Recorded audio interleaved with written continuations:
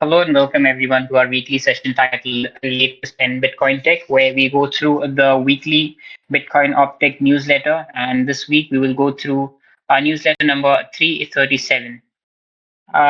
This week's newsletter that we are going to cover is pretty short and succinct. It has two news articles, out of which one you can say is kind of abandoned because there were errors in this newsletter, and that is why this newsletter will be refined and published again with the corrections next week. But nevertheless, there is quite some content in this second news article as well that we can talk about. The first one is about mining. The second one is about off-chain DLCs. We'll try and discuss at the surface level what DLCs are and how they work, and not go into the intricacies of this specific proposal because this will be refined next week. We have one release candidate and maybe four or five notable code and documentation changes. So it's one of the shorter newsletters. Let's see if it lasts for 1 hour. And let's go to the preface first. This week's newsletter summarizes continued discussion about rewarding pool miners with tradable ecash shares and describes a new proposal for enabling off-chain resolution of DLCs. Also included are our regular sections announcing new releases and release candidates and describing notable changes to popular Bitcoin infrastructure software.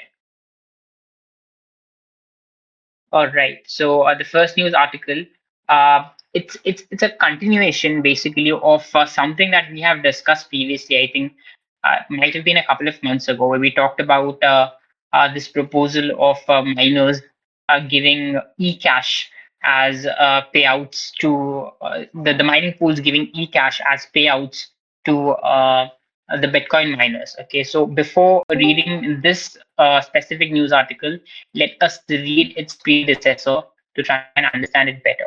That was published, I believe, a few months ago. Not this one, sorry. Previous summary. Yes, and this was published when? It's published in May, or almost 6 months ago, I guess. More than that, in fact. Wow, time flies. All right, so let's read through this. This is the predecessor of the article that has been published in this week's newsletter. This article is dated May 2024. So Ethan Tuttle posted to Delving Bitcoin to suggest that mining pools could reward miners with ecash tokens proportionate to the number of shares they mined. The miners could then immediately sell or transfer the tokens, or they could wait for the pool to mine a block, at which point the pool would exchange the tokens for Satoshis. All right, let's read the entire article and then try and summarize it. Both criticisms and suggestions of the idea were posted. He found especially insightful a reply by Mark Corello, where he describes an underlying problem. There are no standardized payment methods implemented by large pools that allow miners to calculate their payouts over short intervals. Two commonly used payout types are paper share, PPS. This pays a miner proportionately to the amount of work they contributed, even if a block isn't found. Calculating the proportionate payout for the block subsidy is easy, but calculating it for transaction fees is more complicated. Corello notes that most pools appear to be using an average of the fees collected during the day the share was created, meaning the amount paid per share can't be calculated until a day after the share was mined. Additionally, many pools may tweak the fee averages in a way that varies by pool. Paper last end shares, PPLNS. This is the second most popular payout format. Rewards miners for shares found near the time the pool finds a block. However, a miner can only be sure that a pool found a block if the miner themselves found it. There's no way in the short term for a typical miner to know the pool is providing them with a correct payout. The lack of information means miners won't quickly switch to a different pool if their main pool begins cheating them of payments. Stratum V2 doesn't fix this. Although candid pools can use a standardized message to tell miners that they're going to cease paying for new shares, Corello links to a proposal for Stratum V2 to allow miners to verify that all of their shares are accounted for in payouts, which may at least allow miners to detect if they aren't being paid correctly after a long period as today's. All right. So let's first go through these two payment mechanisms. All right. The two most popular payout mechanisms right now. I mean, I wouldn't even say two most popular. It's more or less just PPS. Like there's hardly any pool. I think there's one pool. I can't remember the name. I don't know which that pool is. It via BTC or which pool? I don't know. I think there's only one relevant pool that has this mode of payment, PPLNS. Other than that, it's almost all PPS, like all the major all the relevant pools, their payout mechanism is PPS. I think there's one pool, if I'm not mistaken, it's YBTC that has PPLNS, and then there's Ocean that has tides. Other than that, it's mostly, I believe, more than 90% of the mining pools, relevant mining pools, they pay out their miners using a PPS. So what is PPS? Let's see. They have it here. Let us see if it's not very huge. Let's just try and understand what PPS is. So it's FPPS, full paper share, works like PPS but includes transaction fees or a proxy for them in share payouts. The idealized form of FPPS is the same as the idealized pool we've described in the first paragraph of this section. However, in practice, pools almost always use a proxy for the amount of fees in a block, such as an average of the amount of fees collected over a 24-hour period, sometimes with very high fee rate transactions excluded, possibly because pools sometimes refund those fees. This makes paying out shares much simpler, but it still leaves the pool subject to a variance. Okay, something new that I noted here. All right. So what's PPS? PPS is basically where the mining pool absorbs the risk, where the mining pool absorbs the risk.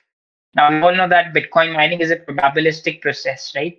There's no certainty that you will find uh, a block if you are a miner, right?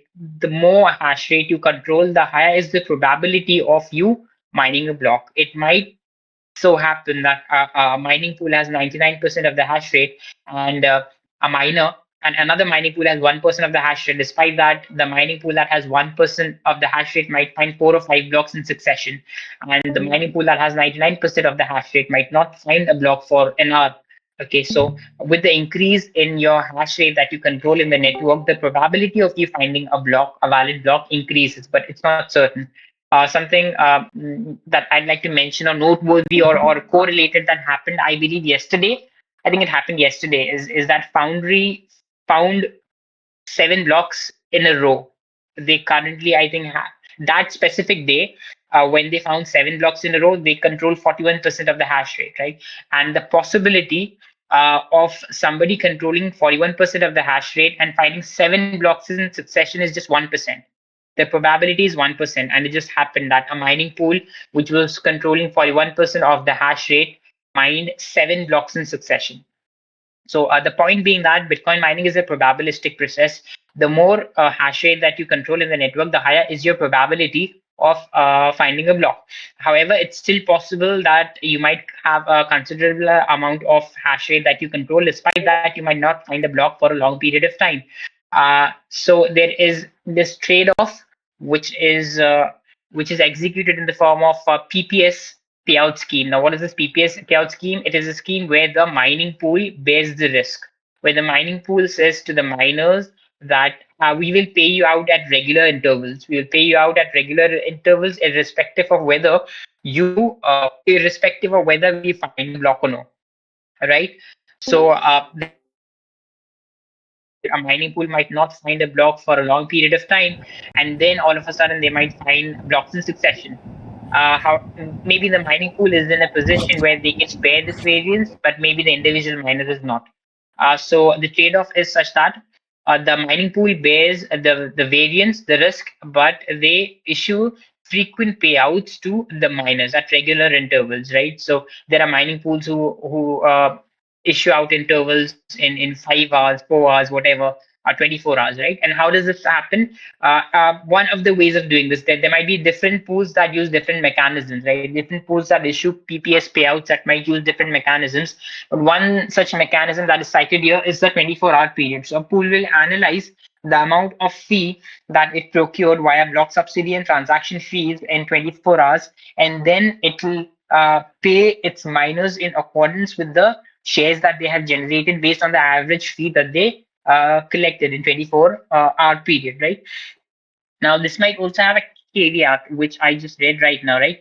Sometimes what happens is that there are people who make accidental payments, right? It happens once in a while that we read on the internet that somebody forgot to add a change address, and a huge amount of money was given to the miner as the Bitcoin fee, like 80 Bitcoins, 90 Bitcoins. It happens accidentally that you forget to add a change address, and the surplus uh, amount in the UTXO goes to the miner. Often, although I have not followed these cases in detail, but I believe often what happens is that the mining pool returns the money or the surplus Bitcoins that they have received back to the spender, right? Because they have full control of it. Because they have full control of it. So it becomes difficult to fairly calculate whether a miner is being paid in accordance with what block subsidy and transaction fee that a mining pool is receiving, right? Because the mining pool creates its own templates, the mining pool can accept out of band transactions, which has become a normalcy these days. The mining pool might return uh, the surplus amount of bitcoins that a spender has accidentally given to them in the form of a mining fee, right? So there are a lot of factors which are unpredictable, and that is why it becomes difficult for a miner that is working with a PPS pool to validate whether they have received the exact amount uh, of payout in accordance with the shares that they have generated, in accordance with the work that they have done, especially in the short term, right? So this is how FPPS works, and this is a drawback with regards to it. Now, what is PPLNS? Or it's basically it rewards miners for shares found near the time the pool finds a block, right? So pools have a window. Different pools might have different windows, right? And that window keeps on shifting. Whatever shares a miner has produced in that window, in that time window, they get paid in accordance with that. Okay, let's just take an arbitrary number. Let's say a mining pool announces a window of 10 hours. Okay, 10 hours. It's just an arbitrary example that I'm giving, right? So if a mining pool finds a block, let's say in the 13th hour, then the window is 10 hour. Okay, so the window starts at third hour and it gets over at 13th hour. So all the shares that have been produced in the by a miner from third hour to the 13th hour, the miner will get rewarded for that, right? So the window keeps on sliding. The mining pool will stipulate a window that any shares that are generated within a window of n hours, for example, the miners will get compensated for that. And those n hours are before the mining pool finds a block, right? So if the mining pool finds a block at let's say 14th hour, then let's say n is 10, the miner will get compensated from the fourth hour to the 14th hour, right? So this is where these two differ. This is where these two differ. PPS and PPLNS differ. Now the issue with both of them is, right. The issue with both of them is that it becomes difficult for the miner to ascertain, especially in a shorter period of time, whether they are being compensated in accordance with the exact work that they have done due to the reasons that we have discussed, right? So what this proposal proposes is, right, we've as the preface, we've discovered what PPS is and what PPLNS is, right? And how do they correlate with this proposal? Now let's try and understand that, because if we don't know what PPS is and what PPLNS is, we'll not be able to comprehend what the proposal is, right? So this was the preface up till now to the proposal. Now let's look into what the proposal is. Okay. Now, uh, there are large mining pools and there are small mining pools, right? Large mining pools in the contemporary scenario are usually corporate companies, right? These are publicly listed companies. They have a market cap of maybe billions of US dollars, and they have huge cash reserves or huge Bitcoin reserves, right? And we discussed just now what is PPS. PPS is basically what currently more than 90% of the mining pools are using. And how does PPS works? Whether the mining pool finds a block or it doesn't find a block, it pays its miners consistently at regular intervals, right? And for that, you need to have a BTC reserve.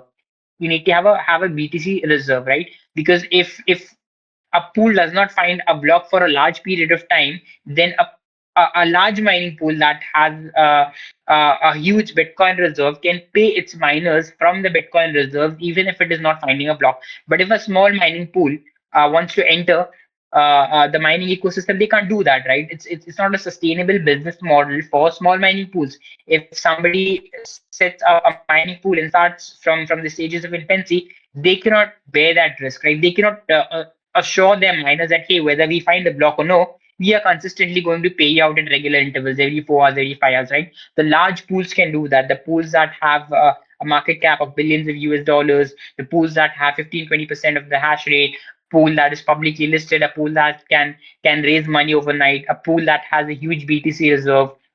These pools can afford to commit to pay to their miners at regular intervals, even if they don't find a block. But smaller pools can't do that, right?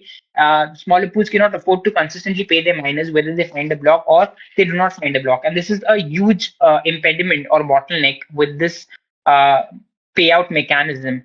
It basically prevents small pools from entering the mining ecosystem and prospering, right? Because a small pool cannot compete with a big pool that is offering PPS, right? So there's a big mining pool, there's a big corporate company worth billions of US dollars, right? They have thousands of BTCs in their cash reserve, and they have millionaire investors. They can raise money overnight, right? So these pools, you cannot compete with them because that pool can guarantee to their miners that whether we find a block or no, uh, we are going to pay you regularly. But if you are a new mining pool, you can't do that. You don't have those resources that you can guarantee your miners that, hey, whether we find a block or no, we're going to pay you. No, you're a small mining pool. If you find a block, you can pay your miners. If you don't find a block, you can't pay from your pocket. So this further adds to centralization because the larger mining pools thrive because this payout mechanism suits them, and the smaller mining pools, firstly, the ecosystem becomes very hostile to them. And even if they somehow manage to enter this ecosystem, they are crushed. Like small mining pools, they are crushed. And that's why we see that, there is this mining pool called Ant Pool. Prime of the sea, they have around 20-25% of the hash rate, but there is another 25 to 30% of hash rate that is acting as their proxies, right? So small pools that have 2% or 5% of the hash rate, they cannot compete with big pools that are paying out in PPS. So the only way they can remain sustainable is what that they start working as proxies for bigger pools. This leads to further centralization. That's why we see that probably it's two entities, or should I say two CEOs, that decide what two-thirds of the Bitcoin blockchain should look like. All right. So this proposal is with the intention of probably letting smaller mining pools prosper. Now, how does that happen, right? So let's say you are a small mining pool that sets up operation, right? You do not have 10,000 Bitcoins in your reserves that you can keep paying out to your miners consistently, whether you find a block or you don't find a block, right? If you find a block, you pay your miners. If you don't find a block, you don't pay your miners, right? Now, that might detest the miners because whether you like it or no, most of the miners are profit minded today. They are not Bitcoin maximalists, right? They're in it for the profit. So not everybody would want to remain patient, and not everybody is interested in absorbing this risk. Not everybody has this appetite to absorb this risk, right? They want payouts at regular intervals. So a mitigation that is proposed in this proposal is that the mining pool will act as a mint, right? I'm assuming most people here know what ecash is, right? Ecash is a layer 2 token. So the mining pool can act as a mint and create its own ecash tokens. Okay, so if I have a mining pool by the name of mining pool A, okay, so I can become a mint and I can create my own ecash tokens, right? Now I'm a small mining pool. I cannot give you bitcoins at regular intervals. I cannot tell you that, hey, whether I find a block or no, I'm going to give you bitcoins at regular intervals. What I'm going to do is I'm going to tell you that, hey, I'm going to give you my ecash tokens. Okay, I'm the mint. I'm minting these ecash tokens. I can give them any name. Okay, I can call these tokens mining pool A token. Okay, so my company's name is mining pool A, and I'm the mint, and I create these ecash tokens, and I call them mining pool A tokens. All right, and I'll tell you that I'll give you these ecash tokens at regular intervals. I'm a small pool. I don't have a huge Bitcoin reserve. I can't give you bitcoins at regular intervals, but I can give you these ecash tokens that I am minting at regular intervals, whether I find a block or no. I can give you. Okay, so let's say every 2 hours I can give you ecash tokens in accordance with the work that you have done in that 2 hour. Okay, so I set up a window just like PPLNS or just like Tides. I set up a window of 2 hours, and I say that whatever work you've done in 2 hours, I'll reimburse you in compensation for that work that you've done in those 2 hours in the form of ecash shares. Okay. So what can you do with that ecash shares? Those ecash shares, you can trade it, right? You can trade it. Like if somebody else is interested in those ecash shares, then you can trade it. It's just like an ecash token. Like it's a layer 2 token. We have multiple layer 2 tokens. Like we have Liquid, we have Cashew, we have the Sats on the Lightning Network, right? So it's people can trade these tokens, right? If shopkeepers, maybe let's say if a mining pool prospers and shopkeepers start accepting their tokens, you can sell it to shopkeepers, right? Or you can trade it with other miners, etc., right? So it can be used as a monetary unit, as a layer 2 monetary unit. Okay. And when the pool actually finds a block, you can swap those ecash tokens with the mining pool for bitcoins. Okay. So let's say I set up a mining pool by the name of mining pool A. Okay. And because I'm a small mining pool, I cannot go into the PPS model because I don't have that much resources available. I can't guarantee you upfront that whether I find a block or I don't find a block, I'm going to pay you. I can't do that. If I find a block, I pay you. If I don't find a block, I don't have money in my pocket to pay you.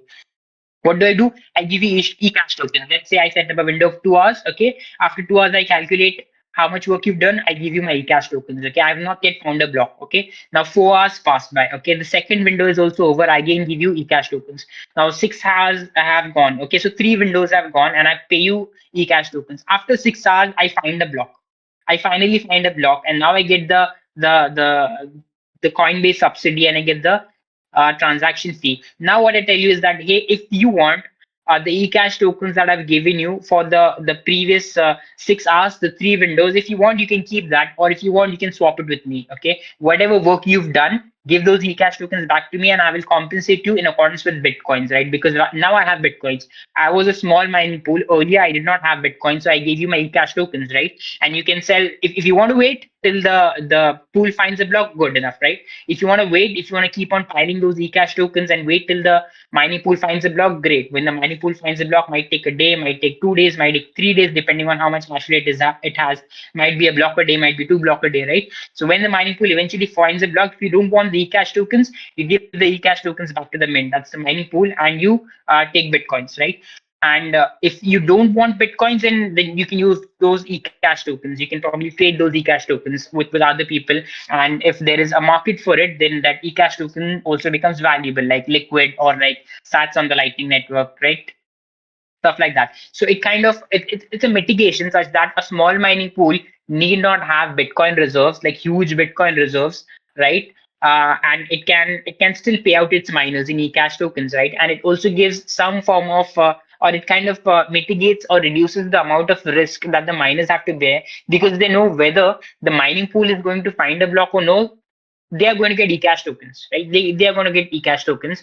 And let's say if I'm a miner, I mine occasionally, right? I mine for a couple of days and I don't want to mine anymore. I can reach out to other miners who are mining with that mining pool and sell my ecash tokens to them, right? And in the future, maybe after 2 days, 3 days, when the mining pool actually finds a block, then they can sell it to the mining pool for ecash. All right. So basically, it's a middle way, right? Because currently we have one extreme, which is right, which is like whether we find a block or no, we're gonna pay you 100%. Okay. I mean, there are caveats to that, but I'm not going into those caveats. Obviously, there's a limit to which this can happen. If a mining pool does not find a block for a long period of time, then obviously the amount of money that they're paying out to their miners, even if it's consistent, it'll keep on dwindling, dwindling, dwindling. And when it's not sustainable, they'll obviously not pay, right? So there's no guarantee that you're gonna get paid perpetually, even if you're working with a PPS pool, right? But there's some amount of guarantee. If a mining pool has 10-15% of hash rate and they are paying you out in the PPS model, you know more or less that you are going to get paid. Because a mining pool with 10 to 15% of hash rate is going to find blocks, right? Some days it's going to find more, some days it's going to find less, but it is going to find blocks, right? So we have this one extreme model, which is PPS, which is only sustainable for the big pools. Only if you have huge amount of Bitcoin reserves, you can work on that model, right? And then we have another model, which is PPLNS, right? Where the entire risk is borne by the miners themselves. The mining pool does not assume any risk. And this might be a deterring, although this is the right way of going around things, but we don't live in a utopian world. We don't live in an ideal world, right? Bitcoin mining is all about probability. Bitcoin mining is all about bearing risk, right? There is no business in this world where you don't have risk. You can't say that I want to do business, but I don't want risk. It doesn't happen. I mean, the economy does not function that way. Whatever business you are doing, even if you're selling fruits on the street, you have to bear risk. If you can't bear risk, then Bitcoin mining is not for you. Anybody who wants to become a Bitcoin miner and says that they can't bear risk, then this procedure, this ecosystem is not for you. You should only venture into Bitcoin mining if you are ready to bear risk. Yes, some people might have a greater appetite, some people might have a smaller appetite, but if you can't bear risk, then there is absolutely no reason for you to enter an ecosystem which is absolutely probabilistic, right? So it's like in this situation, PPLNS, what happens is that the entire onus of bearing the risk is on the miners. The mining pool does not bear any risk at all. The mining pool says that, hey, if you find a block, we pay you. If you don't find a block, we don't get paid. You don't get paid, right? So there is an intermediate proposal that has been made. Is that the mining pool will keep on issuing ecash tokens till it does not find a block. So it will have a window. During that window, if the mining pool finds a block, great, the mining pool will directly issue bitcoins. But if it doesn't find a block in that window, it will issue ecash tokens. So this kind of reduces the burden on smaller pools. Why? Because they don't have to maintain a Bitcoin reserve, right? They can just mint their own tokens, and they can give those tokens to uh, uh, the the miners. Okay, and the miners also have an assurance that if those ecash tokens are valuable, if a lot of people are mining with that with what do you say with that mining pool, then they can trade those ecash tokens with each other, right? And those ecash tokens will start garnering value. And eventually, at some point in time, obviously, the mining pool will find a block sooner or later. And when the mining pool does actually find a block, then they can trade those ecash tokens with the mining pool for bitcoins, right? So the risk and reward is kind of mitigated. It's like an intermediate path.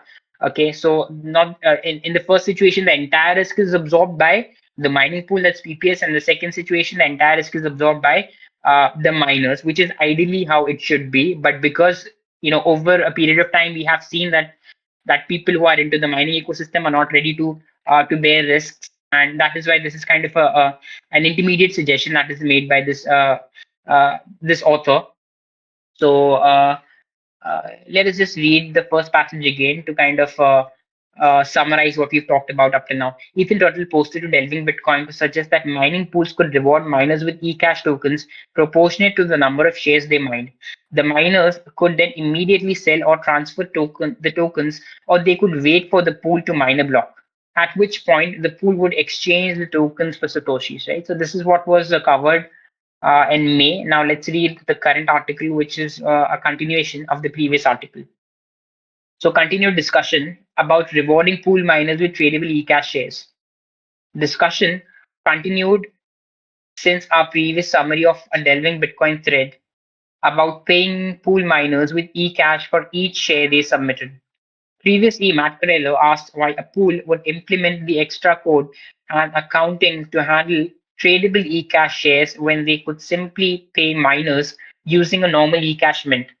David Casaria replied that in some paper last N shares (PPLNS) schemes such as Tides, a miner might need to wait for the pool to find several blocks, which might take days or weeks for a small pool. Instead of waiting, a miner with eCash shares could immediately sell them on an open market without disclosing to the pool or any third party anything about their identity, not even any ephemeral identity they used when mining, right? So I'll read this one sentence again, it's important. David Casaria replied that in some paper last-in shares schemes such as Tides, a miner might need to wait for the pool to find several blocks, right? So my assumption is that PPLNS is implemented by via BTC and Tides is by Ocean, right? So if you're mining with via BTC or you're mining with Ocean, then if the pool finds a block, you get paid. And that is how it is supposed to be. That is how Bitcoin mining originated. That is how it was done for the first few years, right? When Bitcoin was pure raw cypherpunk. But as it happens when a project, when an idea evolves, it generally gets diluted, and that's what happened with Bitcoin as well. It started as a cypherpunk movement. I'm not saying it's not a cypherpunk movement anymore. It is. It most certainly is. But with time, there has been a dilution in ideology, which happens with any idea, and Bitcoin is not immune to it. Like a lot of ideas start as a very niche, raw, pure, utopian idea, but as it evolves, as it starts catering a wider audience, it becomes slightly diluted. And that same thing happened with Bitcoin mining. It started off as a process that was completely probabilistic, and Bitcoin miners had presumed 100% risk while mining, but slowly and gradually, with corporate companies venturing into mining industry, now it's become completely contrary to that. Okay, so which might take days or weeks for a small pool. So if you're mining with a small pool, let's say a pool that has less than 5% of hash rate, and that pool deploys PPLNS or Tides, then you probably find 2 blocks a day, 3 blocks a day. You might not even find a block for many days. Like if you're mining with Ocean, there might be a possibility that you might not find a block for 6 days, 7 days, right? Because it has approximately 1% of the network's hash rate. And then all of a sudden it might happen that you might find 6 blocks. Like I think in the past 30 years, 30 hours, in the past 30 hours, Ocean found 6 blocks. And before that, I think for 6 to 7 days, there were absolutely no blocks, right? A miner might need to wait for the pool to find several blocks, which might take days or weeks for a small pool. Instead of waiting, okay, so in that case, you have to wait for 7 days. Let's say you're mining with a small pool that is paying you out in PPLNS or tides, right? The pool has a 0.5% or 1% of the global hash rate, right? And it might be the case that you might have to wait for 6 days or 7 days, and maybe you don't have that risk-bearing appetite. In that situation, what do? A miner with ecash shares could immediately sell, right? So the pool during that tenure of 7 days, let's say when it does not find a block, it can keep paying you ecash at regular intervals, whatever, once every 24 hours, once every 12 hours, whatever, right? And if you can't wait for those 7 days, then you can sell those ecash tokens in the open market, like any other ecash shares. If a lot of people start mining with that pool, then those ecash tokens will their value, right? Because the person who is buying that ecash token knows that at some point in time that mining pool will find the block, and when they find the block, then they can sell those ecash shares to the mining pool and redeem them for Bitcoin. A miner with ecash shares could immediately sell them on an open market without disclosing to the pool or any third party anything about their identity, not even any ephemeral identity. The study also noted that existing mining pools find it financially challenging to support the full paid per share FPPS scheme, where a miner is paid proportional to the entire block reward, subsidy plus transaction fees. When they create a share, he didn't elaborate, but we understand the problem to be variance in fees, forcing pools to keep large reserves. For example, if a pool miner controls 1% of hash rate and creates share shares on a template with about 1,000 BTC in fees and 3 BTC in subsidy, they would be owed by the pool about 10 BTC. However, if the pool doesn't mine that block, and when they do mine a block, fees are back to the fees are back down to a fraction of the block reward. The pool might only have 3 BTC total to split between all of its miners, forcing it to pay from its reserves. If that happens too many times, the pool's reserves will be exhausted and it will go out of business. Pools address this in various ways, including using proxies for actual fees. So how do these PPS pools calculate the fee, right? Because like I said, they'll pay you whether they find a block or whether they don't find a block, right? How do they measure whether they have to pay you, right? If they find a block, then it's great, they know exactly how much they have to pay you. But what if they don't find a block? What's the metric, right? They use the average fee in a day, right? They use the average fee in a day in their block templates. Now, we know that block templates keep fluctuating frequently, right? Like you're hashing and hashing and hashing. And then when you run out of nonsense, what do? You might replace transactions. So every few seconds, like, I mean, if any of you have used Stratum V2 or Datum and you have actually seen the logs, okay, if you go and check your logs, you'll see that your Bitcoin node creates a new template every few seconds. Every few seconds, right? So if you're running a node and you're running a Stratum V2 or you're running Datum, you go to your node and you check the logs. Your node will create a new template every few seconds. So the amount of fee in your block template varies every few seconds, right? And you have to use that figure to evaluate how much your miner should get paid. So there is a possibility that in your template you have 1,000 BTC, a transaction that pays 1,000 BTC in fee, right? You will take that 1,000 BTC into account while paying out the miner, right? But let's say when you find a Bitcoin block, you don't have 1,000 BTC, you have only 10 BTC. Despite that, you will have to pay the miner in accordance with 1,000 BTC, because that 1,000 BTC is a part of the average fee that you have calculated using your block templates. So it's not even fair to the mining pools. It's not fair to the miners. It's also not fair to the mining pools, right? Because if you don't let's say you have 1,000 BTC fee in your block template for the entire day, but you never find a block. You will use that 1,000 BTC as a parameter, as an average fee to pay your miners. And let's say next day you find a block. When you find the block, that 1,000 BTC is not there, only 10 BTC is there, but you'll still have to pay your miners in accordance with the 1,000 BTC. So you'll have to maintain a huge Bitcoin reserve, right? So this is not a sustainable mode of business. It's not sustainable for the miners. It's not sustainable for Bitcoin. It's not even sustainable for miners. At times, even the miners end up overpaying I mean the mining pools, sorry. At times the mining pools end up overpaying the miners because they are merely paying based on unconfirmed set of transactions in their templates, right? Which might never get confirmed on the blockchain.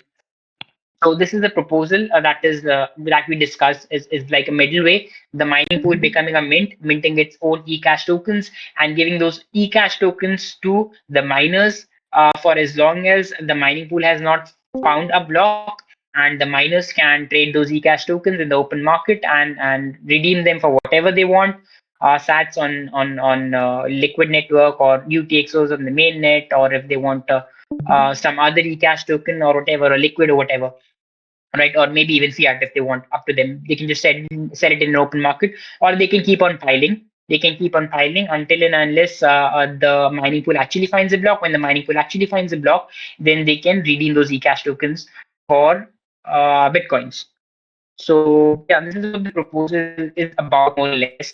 If anybody has anything to share, any questions, please feel free to ask. I will look at the chat.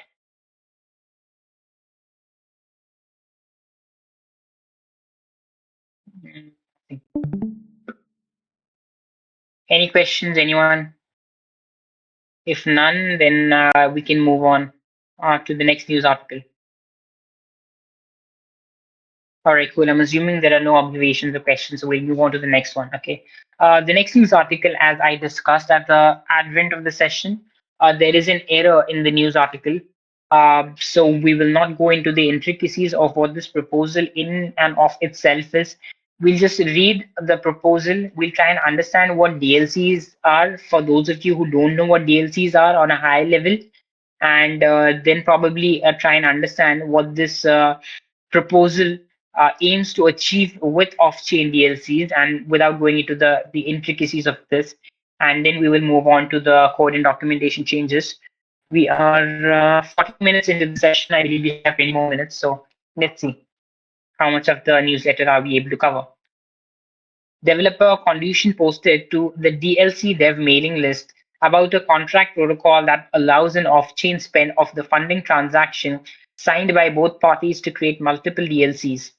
After the off-chain DLC has settled, example, all required Oracle signatures have been obtained, a new off-chain spend can be signed by both parties to reallocate funds according to the contract resolution. A third alternative spend can then allocate the funds to new DLCs. Replies by Kulpreet Singh and Philip Cornish linked to a previous research and development of this basic idea, including approaches that allow the same pool of funds to be used for both off-chain DLCs and LM. See newsletters number 174 and number 276. A reply from Condution described his proposal's major difference from previous proposals. All right. So let's first try and understand what DLCs are. Broadly, DLCs are basically they're like contracts or smart contracts or whatever call them. I don't want like using that word, but yeah, they're discrete log contracts. Okay, so discrete log contracts, they are a contract protocol where two or more parties agree to exchange money dependent on the outcome of a certain event as determined by an oracle or several oracles. The oracle basically is the arbitrator here. After the event happens, the oracle publishes a commitment to the outcome of the event that the winning party can use to claim their funds. The oracle doesn't need to know the terms of the contract or even that a contract was made. The transactions creating and settling the contract can be made indistinguishable from many other Bitcoin transactions, or they can be executed within an LN channel. This makes DLCs more private and efficient than other known Oracle-based contract methods. Additionally, DLCs are arguably more secure than earlier Oracle-based methods because an Oracle that commits to a false result generates clear evidence of fraud. The original DLC construction was specific to Schnorr signatures. Later, a version was developed to use signature adapters that are compatible with Bitcoin's existing ECDSA signature scheme.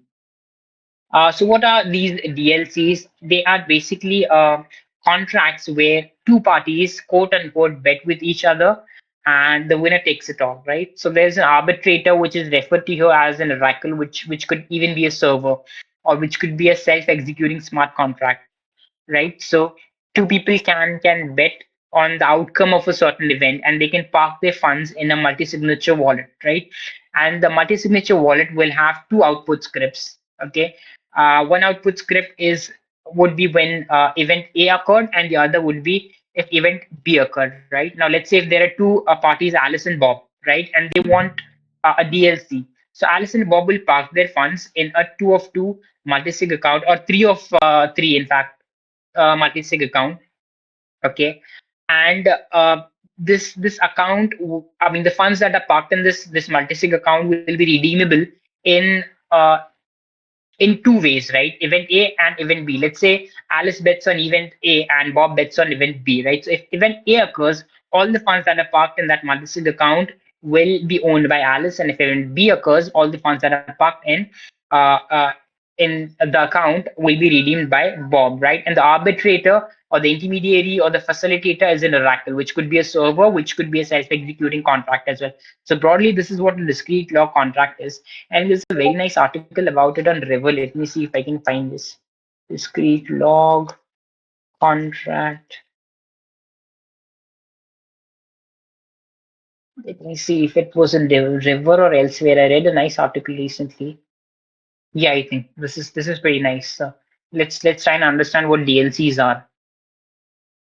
So a discrete log contract, a DLC, is the form of Bitcoin transaction which uses an oracle to execute a smart contract. Essentially, DLCs allow parties to place bets using the Bitcoin blockchain. In order to construct a DLC, two parties lock funds in a multi-sig address, right? So this is pretty similar to what we do in the Lightning Network, right? So two parties come together and they park their funds in a two of two multi-sig account. However, there are no arbitrators or there are no oracles in that situation, right? Because the payment is not hinging on the occurrence of an event.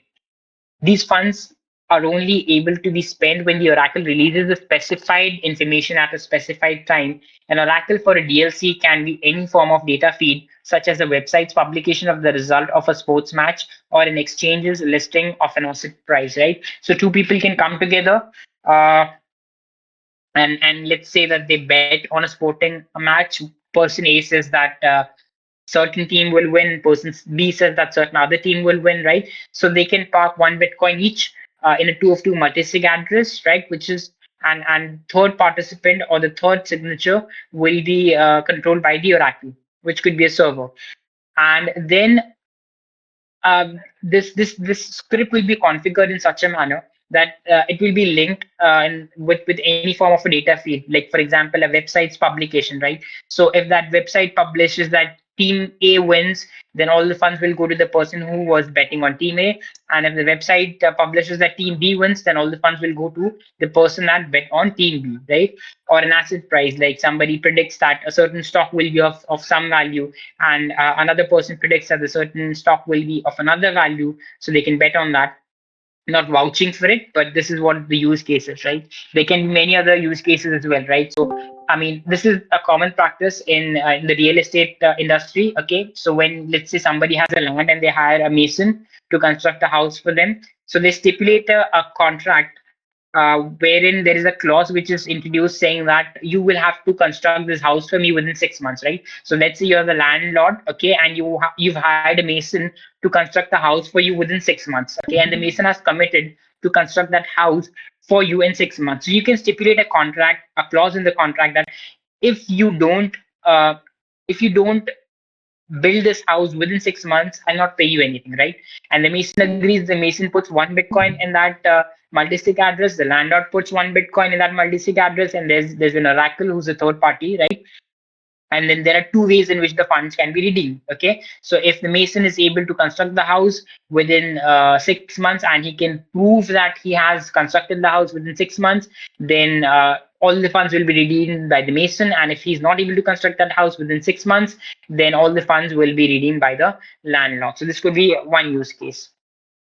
Discrete log contracts offer an improvement over other types of smart contracts in that their on-chain footprint is no different than a regular multi-sig transaction, right? So when you see any such transaction in the blockchain, they don't differ. They don't differ, right? It's not that they have a specific anatomy that when you are let's say there's somebody who's into blockchain heuristics, when they try and monitor the blockchain, the footprint of such a transaction, a DLC, is the same as any other transaction, right? Because this is specific to Tap2 transactions. We're talking here about Tap2 transactions.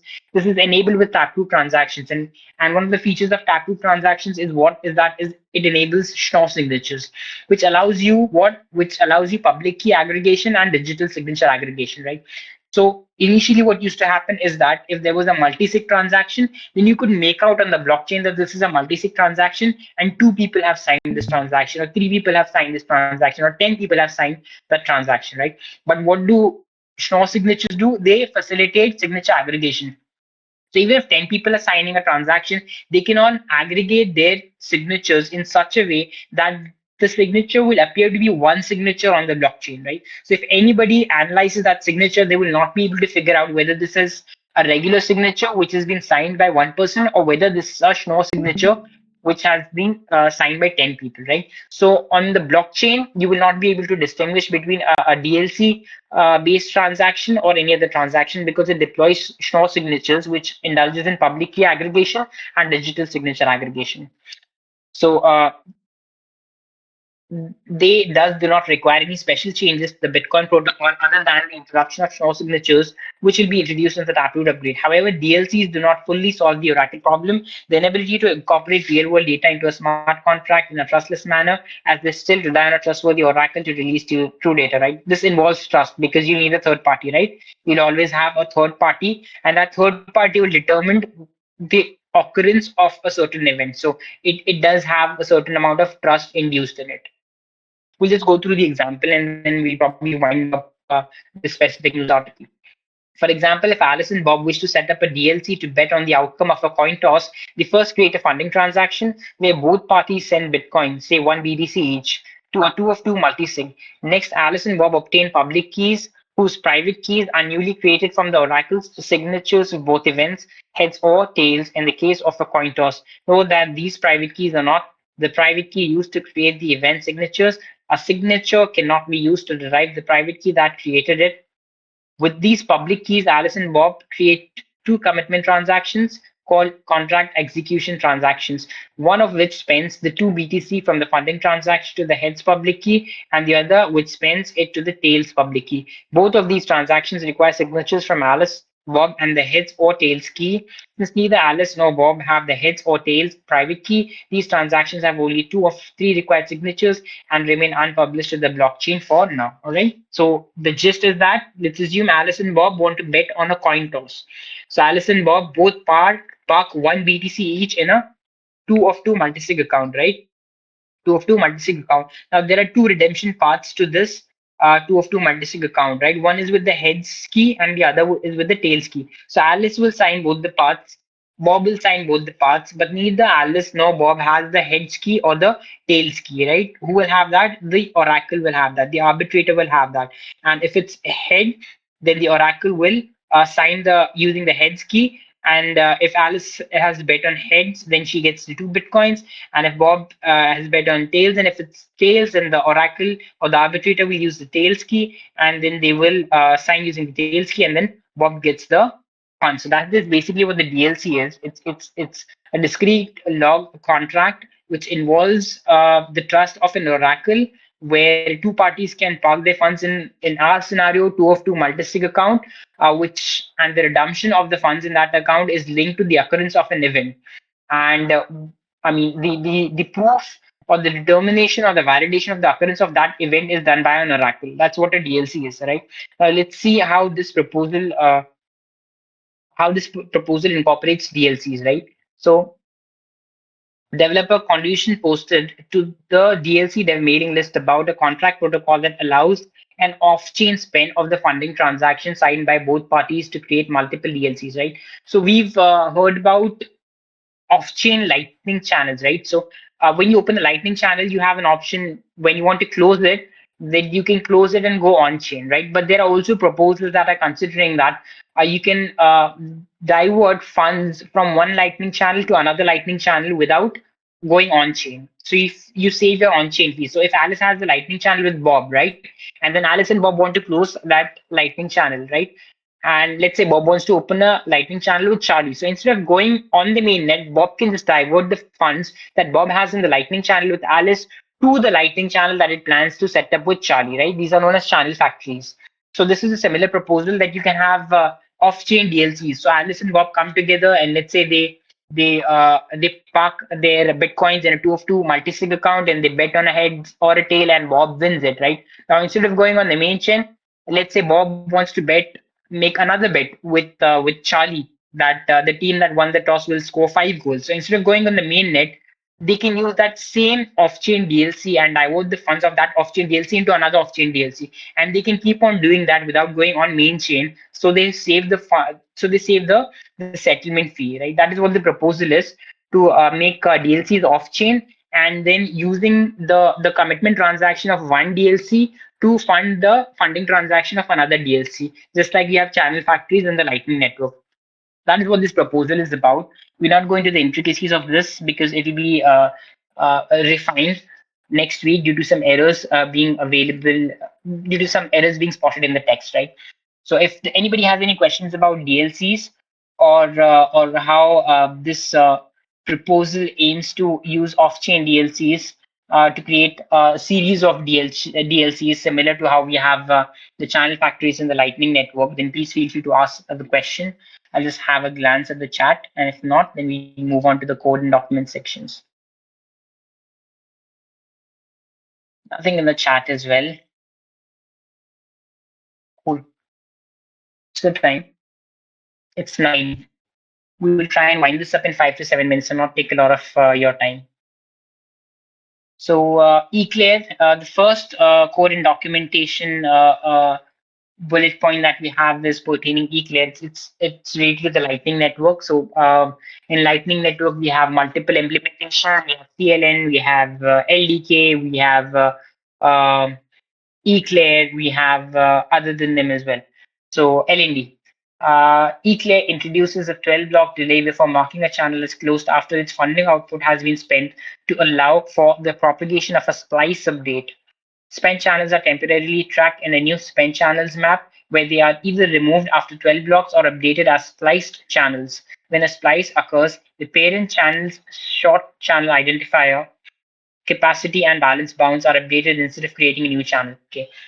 So what this proposal does is that, okay, so we have a commitment transaction and we have a funding transaction. We start a Lightning channel with a funding transaction. We close a Lightning channel with a commitment transaction, right? Now, there might be a situation where we might spend the funds of a funding transaction. So the commitment transaction spends the funds of the funding transaction, right?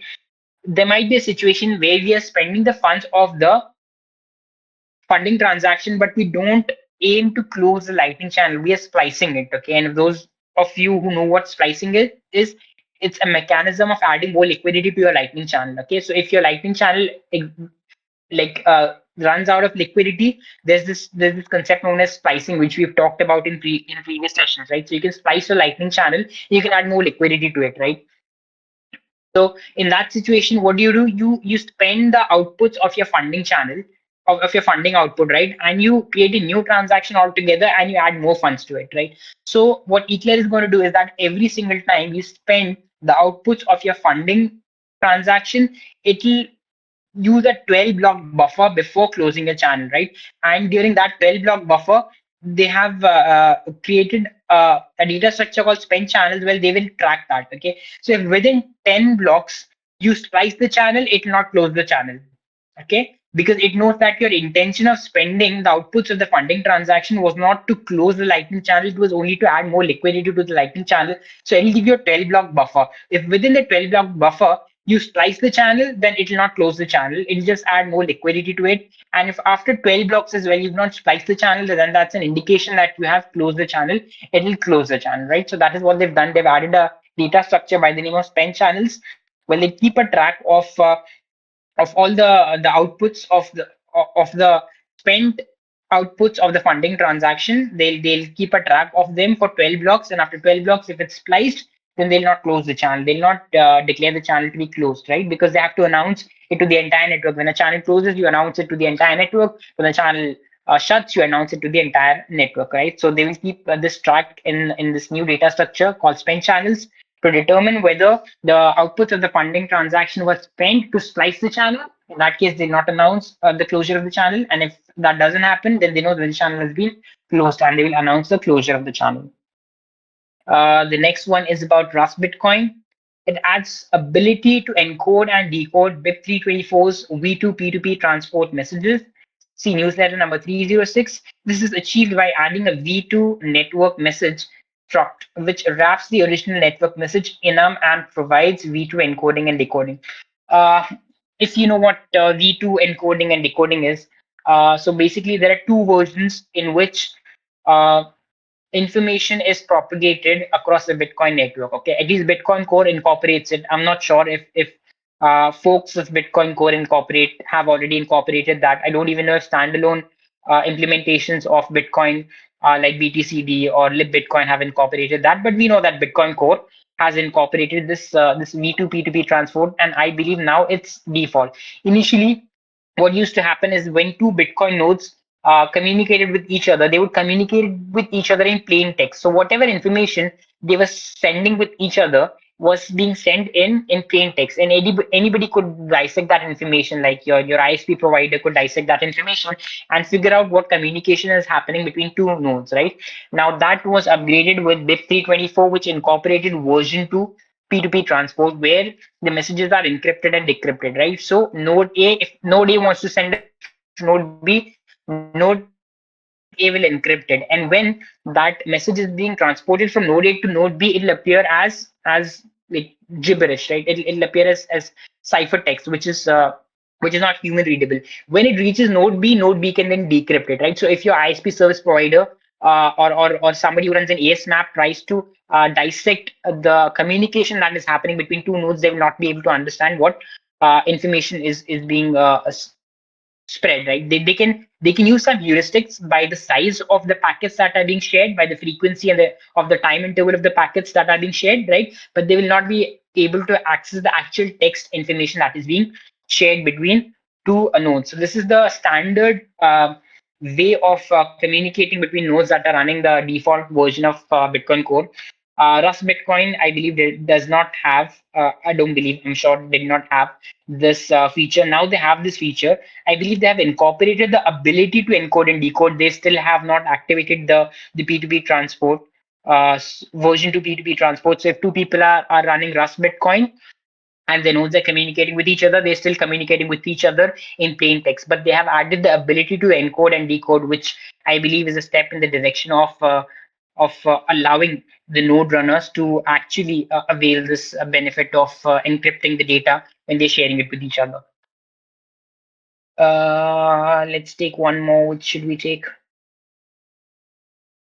Okay, fine. Let's take this one and we'll wrap it up. It's already 9:05. So BDK updates the default transaction version from 1 to 2 to improve wallet privacy. Prior to this, BDK wallets were more identifiable due to only 15% of the network using version 1. In addition, version 2 is required for a future implementation of BIP 326's end sequence based anti-fee snipping mechanism for Taproot transactions. So Bitcoin transactions also have versions, just like we covered a few seconds ago that the P2P transport has versions. Version 1, which is not encrypted, and then we have version 2, which is encrypted. Likewise, Bitcoin transactions also have versions. Version 1, version 2, version 3. So version 1, you can refer to it as the legacy version, right? This was the advent of Bitcoin. And then we had version 2, where OpCSV time locks were activated. And now we have version 3, which was activated in 2023, which enables that which is known as V3 transactions or truck transactions, topologically restricted until confirmed transactions, right? But the majority of the network currently uses version 2 transactions. That's approximately 85% of the transactions that are propagated across the Bitcoin network are version 2 transactions, and only 15% are version 1 transactions. Version 2 is default by in Bitcoin Core, but in BDK version 1 was default, right? And 85%, almost 85% of the network was using version 2 transactions. It's only 15% of the network that was using version 1 transactions, right? Which kind of dwindles or diminishes the privacy of people who are using BDK wallets. Why?